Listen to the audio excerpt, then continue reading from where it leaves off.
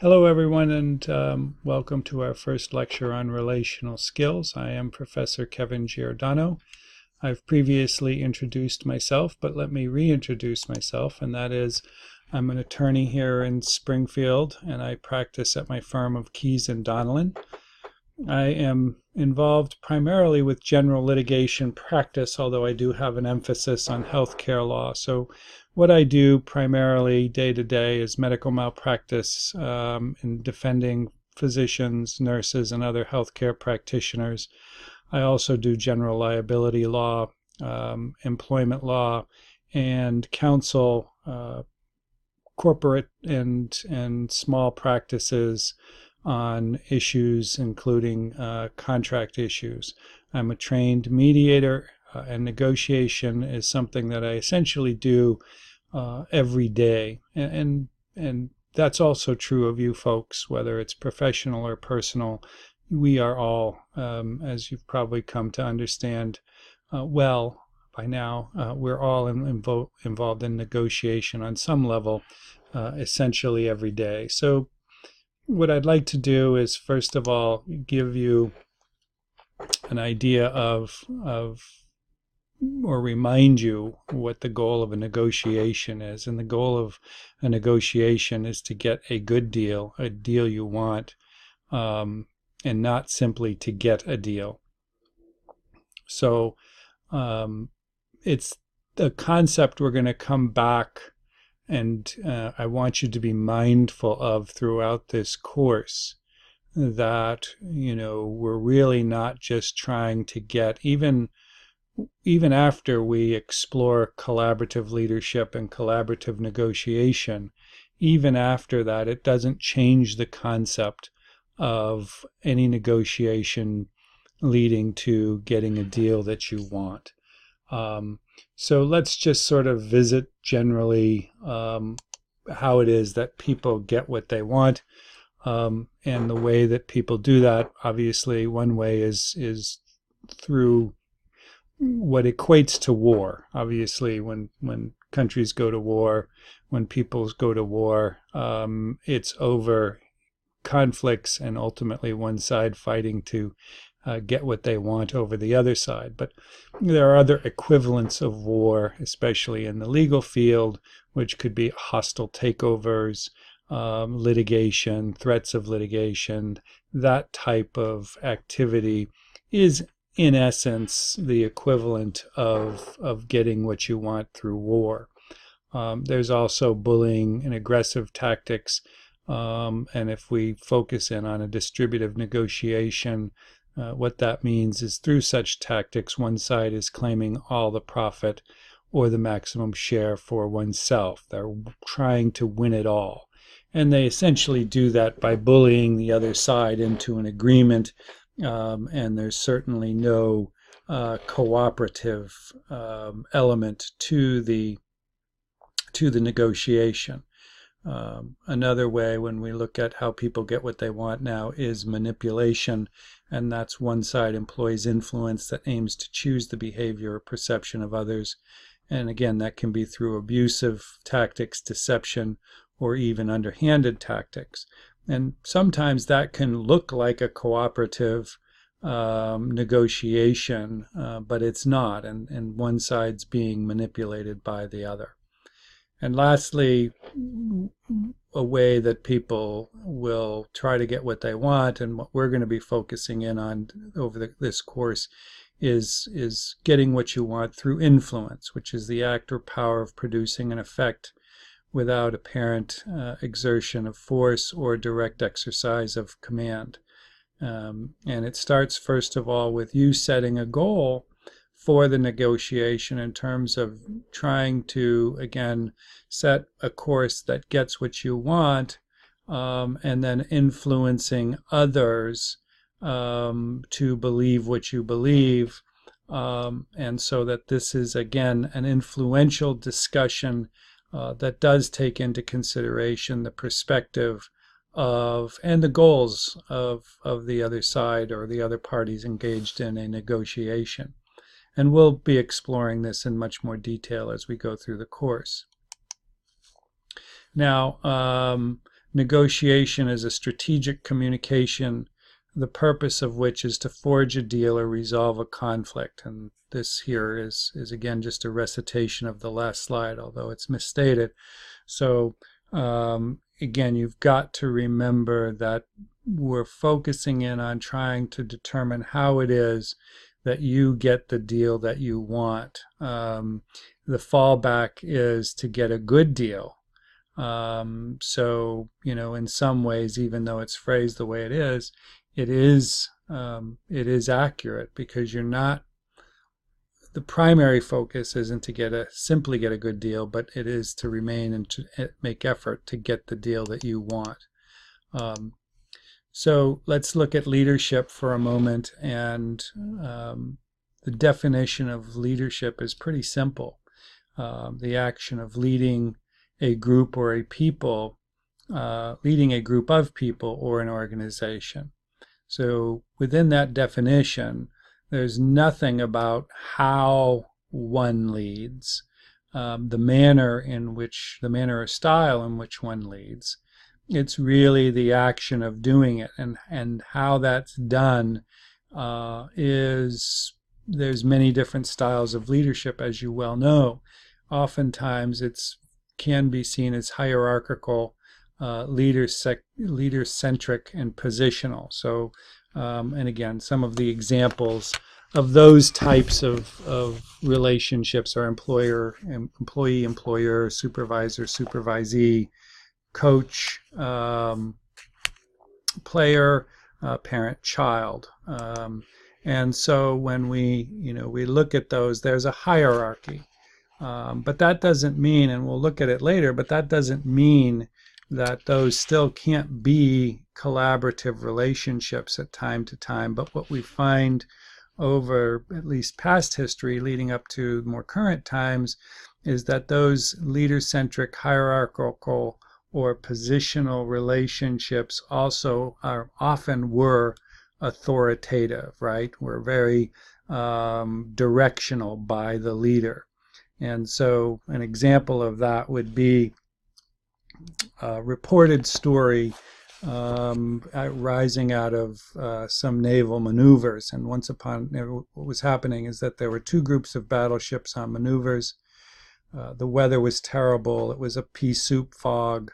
There were high winds and high seas. And on the second night, it remained just as bad, if not worse. The captain stood on the bridge, and he was there all night, just wary of getting secondhand reports. He didn't want to chance the collision with other battleships or other ships who were engaged in the maneuvers. So all night long, he was checking on the sky, what could be seen, and also just being on deck. Toward dawn, one of his officers yelled, "Captain, there's a light on the starboard side."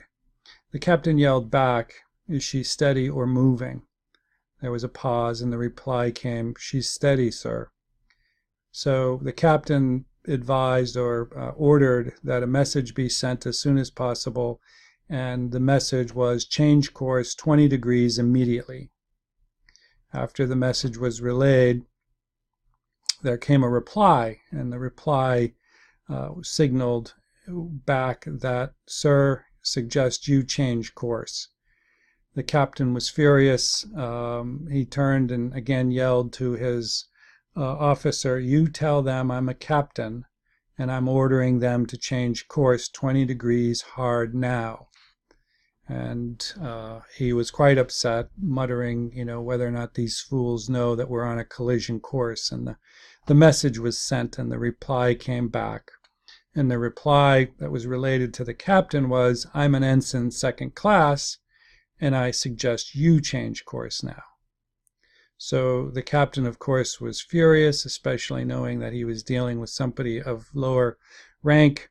The light was fast approaching, and so he yelled back to his officer, "Damn it, you tell them I'm a captain of a battleship, and they'd better obey my orders immediately." And so that message got sent, and back came the reply, "Again, I'm an ensign, sir, but I'm in a lighthouse. I it's your call. And obviously we know that the captain decided that he should change course.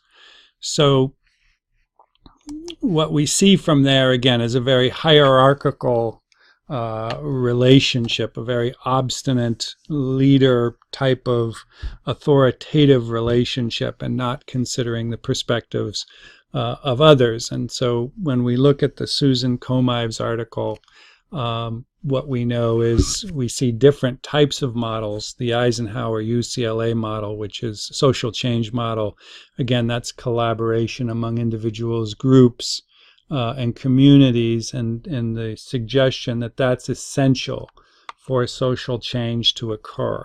And we're going to explore that and these other models or concepts, both in terms of litigation and how collaboration leads to effective negotiation practice. In the next model, it was stated that relational leadership is the process of influencing others to understand and agree what needs to be done and how to do it, in the process of facilitating individual and collective efforts to accomplish shared objectives. And then there's the relational leadership model, the Susan Komives and others model, which is leadership is a relational process of people together attempting to accomplish change or make a difference to benefit the common good. This relational leadership model includes elements of inclusiveness, empowerment, ethics, purposefulness, and process orientation. So, we look at these kinds of concepts and how do we fold those into your leadership identity. And so in developing a leadership identity, and why we need to do it is rapid advancements in technology, increasing globalization, complexity, and increased interconnectedness reveal the new post-industrial paradigm of a networked world and a call for new ways of leading, relating, learning, and influencing change, and emphasizing sort of that influencing change, again, is influencing change often occurs through negotiation.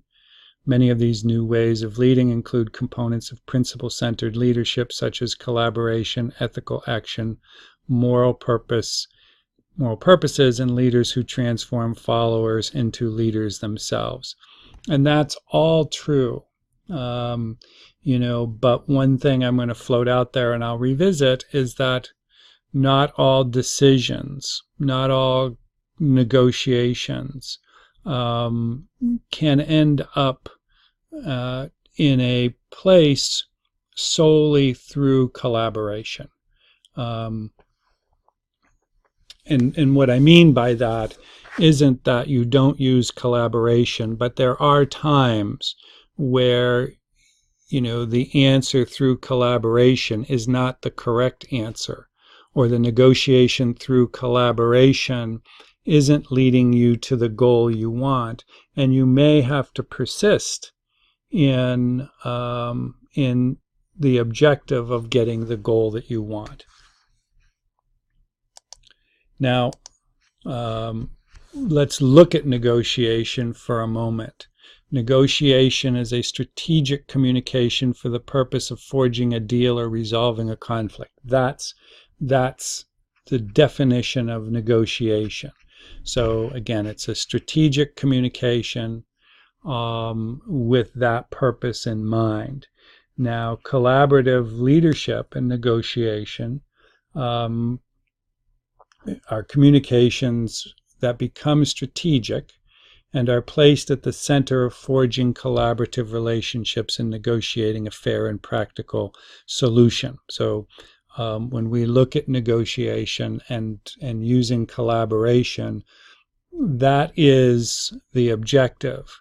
But again, the starting point still being to get a deal, to get a good deal, and ultimately the deal that you want. And that poses a question that I have, which again, is that something that creates conflict for you? Can you accept both concepts, that being collaboration, negotiating fair and practical solutions, but doing so with the objective of getting what you want. And a lot of that is what we're going to be exploring over the next couple of weeks. Okay. So if we use a relational leadership model in negotiating, it means getting the deal you want by influencing others, utilizing elements of inclusiveness, empowerment, ethics, purposefulness, and process orientation. So again, remember, we're not influencing others through manipulation. That's nowhere within the model. It's using empowerment and ethics and inclusiveness, but still with an effort to get what you want. And the way that we do that, or the way that you start to do that, is by creating trust. So relational leadership requires trust. And people trust you when you are genuine and authentic. And that's something that you really have to sort of focus in on, both genuine and authentic, in how you're dealing with others, but also in how you're dealing with yourself. And that's, we'll talk about that, especially when we get into assertiveness. But just for a moment, consider, the two names there, Martin Luther King versus Brian Williams. And obviously, Martin Luther King gave his I Had a Dream speech before a crowd of some 250,000 people. And he did so in Washington, D.C. And obviously that remains one of the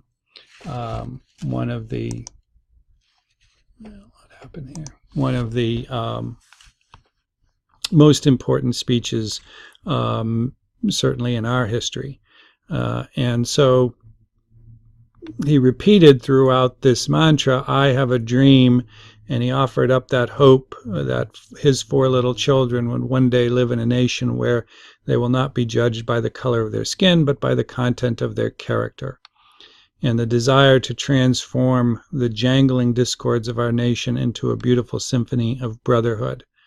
So, he's projecting his goal, if you will, or his objective and what he'd like to be seen, in hopes that not just the 250,000 people that were there follow him, but that, the nation ultimately follow that same course.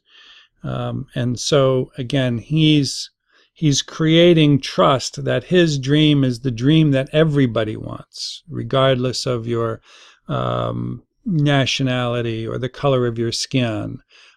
He's creating a dream that everybody should want, and it's genuine and it's authentic.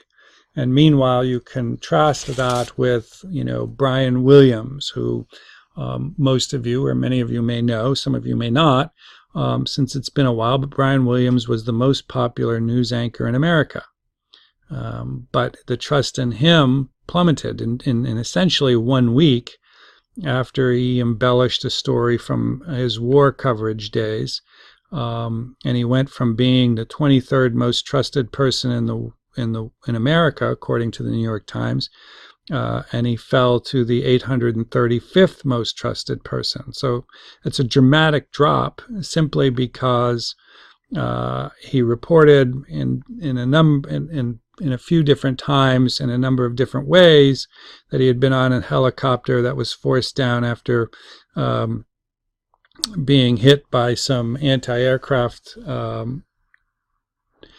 type weapons, and yet the crew members who were on the helicopter that was actually hit by the rocket-propelled grenade say that he wasn't on that helicopter. He was on a different helicopter and arrived later.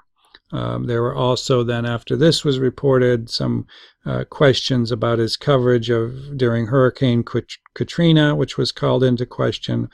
And so he ultimately had to step down from anchoring the nightly news, NBC Nightly News. So, you know, when you think about creating trust, you know, we see again someone being genuine and authentic, and someone else who wasn't being genuine and authentic, and how that can impact, particularly if it becomes known, how that can impact both your ability, well, directly impact your ability to influence others. And let's remember that my composition, my authentic composition, will be different from yours, because my leadership identity is different from yours. And so when we look at, you know, the little diagram that I have of the two heads looking squarely at each other, you know, we see the relationships between the two designated by the arrows. But if you really look at the cogs and examine them closely, you'll see that the cogs are different. And so the cogs that make up your leadership identity and how you negotiate will be different from mine. But that doesn't mean that we can't work together in a collaborative way. So again, just because we have different compositions doesn't mean that we can't get to the same place. And in fact, you know, obviously we depend upon one another in a collaborative manner to accomplish a goal that we set out to achieve.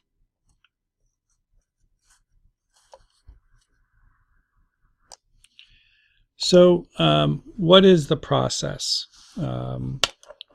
The process starts with creating trust. So creating trust starts with first seeking to understand. So engaging in perspective taking, empathy, and active listening in order to create a solution that meets your needs and the specific needs of the person with whom you are negotiating. So that is why we first start with identifying your leadership identity, but then we move into perspective taking and empathy. And as we get into those concepts further, you know, we will distinguish perspective taking from empathy, and we're also going to focus in on the role of empathy and how it differs, and the strengths and limitations of engaging in empathy when negotiating. But using relational skills means keeping the process dynamic and fluid, and we'll talk about this, but essentially what that means is you're going to engage in active listening, you're going to engage in perspective taking, and potentially empathy at times.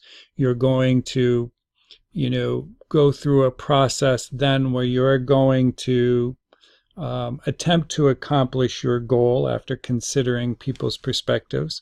And then after you engage in strategic communication, trying to accomplish your goal, you're going to get obviously feedback and a response. And again, it's going to require empathy and perspective taking. And you go through this process until you can finally lead to a resolution. And so that's what I mean by it's a dynamic process. We don't engage in one or use one skill, then use the other, and sort of in a linear process. It's a very dynamic and a very fluid process. And remembering that we always have to, and we'll examine assertiveness, but when you create your best alternative to a negotiated agreement, and you know also if it's appropriate to develop your worst alternative to a negotiation, as you set your goals, your reminder is that the BATNA is the best you can do if you don't get a deal. The WATNA being the worst if you can't get a deal. And the purpose of this analysis is so that you can make an informed decision, right? And it creates your ability to be assertive.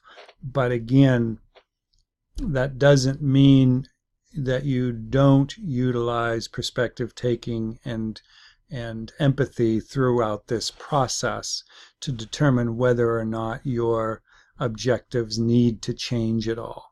And we'll get into exploring all of that in other modules.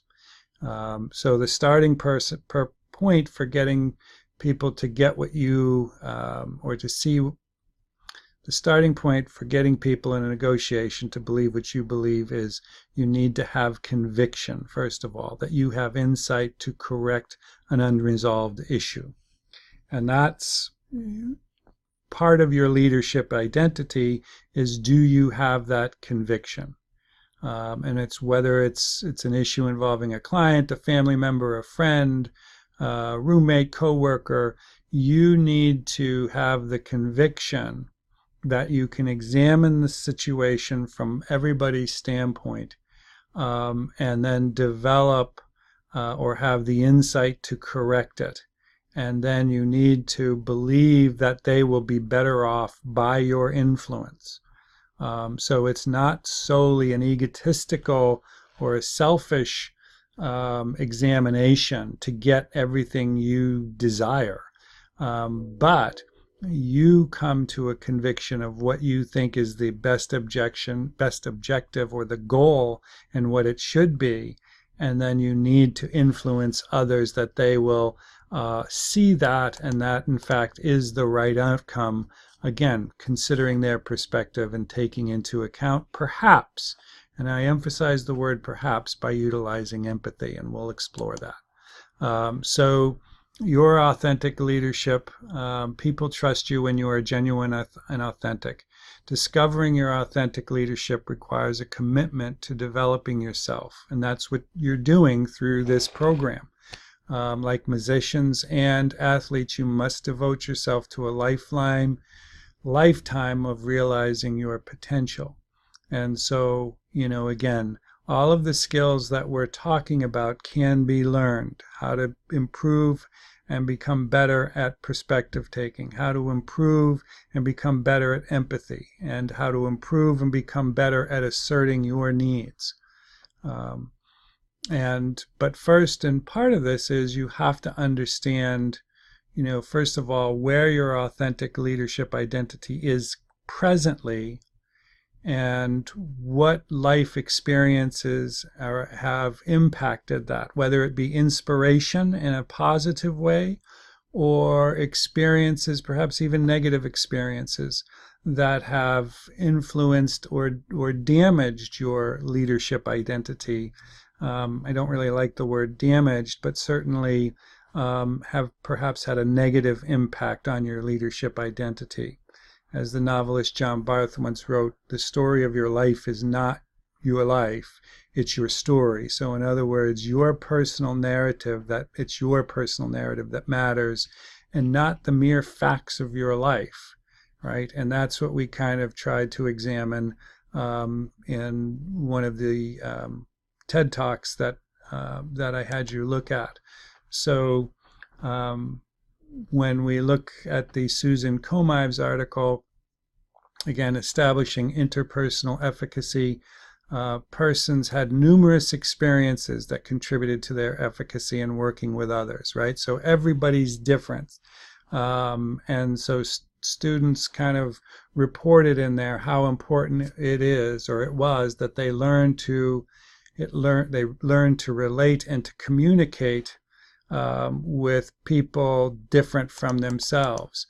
But take into or consider, right, the Andrew Solomon TED Talk, which, his ability to, and how he learned to relate to others, was negatively impacted for quite some time, as many of us are. We all have had those negative experiences in life, or negative relationships in life, that may have impacted our ability to engage in every situation with a certain right level of perspective taking, or a certain right level of empathy, or a certain right level of assertiveness. And what we or how we define right level is going to be different for each one of us.